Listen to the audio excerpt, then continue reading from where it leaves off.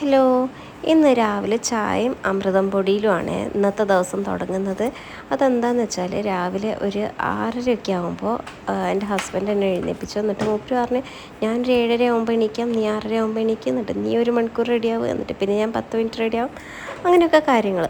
അപ്പം ഞാൻ കുട്ടിക്കുള്ള അമൃതം പൊടിയൊക്കെ പാക്ക് ചെയ്ത് വെക്കാൻ വേണ്ടി വന്നതേന്നെ.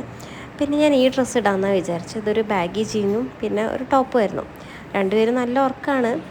അങ്ങനെ ഞാൻ ആ ഡ്രസ്സ് ഇട്ടില്ല, ഞാൻ വേറെ ഡ്രസ്സായി. എനിക്കെന്തോ ഇട്ട് വന്നപ്പോൾ ശരിയായി തോന്നിയില്ല.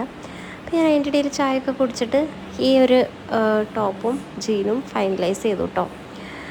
ഐ.ഡി വാങ്ങാൻ പോവുകയാണ്. അപ്പോൾ ഒരു 1.5 മണിക്കൂർ ദൂരമൊക്കെ ഉണ്ടെന്ന് പറഞ്ഞു. അപ്പോൾ എനിക്ക് കുറച്ച് കംഫർട്ടായിട്ടുള്ള ഡ്രസ്സായിട്ട് തോന്നിയുകൊണ്ട് ഞാൻ അത് എടുത്തിട്ടു. പിന്നെ ഞാൻ മോയ്സ്ചറൈസർ തേക്കുകയാണ്. ഒരു സ്ഥലത്തേക്ക് പോവുകയാണല്ലോ, അപ്പം ഒന്ന് ഹൈഡ്രേറ്റഡും പിന്നെ അത്യാവശ്യം നല്ലൊരു സോഫ്റ്റ് ഗ്ലോ ഒക്കെ ആയിട്ട് പോകാമെന്ന് വിചാരിച്ച്. കാരണം രാവിലെ ആകുമ്പം ഒട്ടും മേക്കപ്പ് ഇല്ലെങ്കിൽ ഉറങ്ങി എണീറ്റ് പോണ പോലത്തെ ഒരു ഫീലാവും. അങ്ങനെ ഞാൻ അടുക്കളയിൽ പോയി നോക്കിയപ്പോൾ അമൃതം പൊടി ദോശ പരിവായിട്ടുണ്ടായിരുന്നേ. അതായത് ഭയങ്കര ഡ്രൈ ആയിട്ട് നല്ലോണം കട്ട പിടിച്ചിട്ടുണ്ടായിരുന്നു. പിന്നെ അതൊരുവിധം റെഡിയാക്കി. പിന്നെയും ഞാൻ ഡ്രസ്സ് ചേഞ്ച് ചെയ്ത്. കാരണം എൻ്റെ ഹസ്ബൻഡ് കണ്ണു തുറന്നപ്പോൾ പറഞ്ഞ് എന്താ പറയുക, ആ ജീൻസും ടോപ്പൊന്നും ഇടണ്ട, നമ്മളൊരു ഭയങ്കര എന്താ പറയുക മറ്റേ ഒമാൻ ഐ.ഡി അടിക്കുന്ന സ്ഥലത്ത് ഭയങ്കര മറ്റേ ഒരു ഫോർമൽ പ്ലേസാണ്, അപ്പോൾ ഈ ഡ്രസ്സ് മതി എന്ന് പറഞ്ഞു. എന്തായാലും ഇട്ട് വന്നപ്പോൾ എനിക്കിഷ്ടമായി കേട്ടോ ഈ ഡ്രസ്സ്. ഒരു പുതിയ സുഡിയോന്ന് വാങ്ങിയൊരു ഡ്രസ്സായിരുന്നു.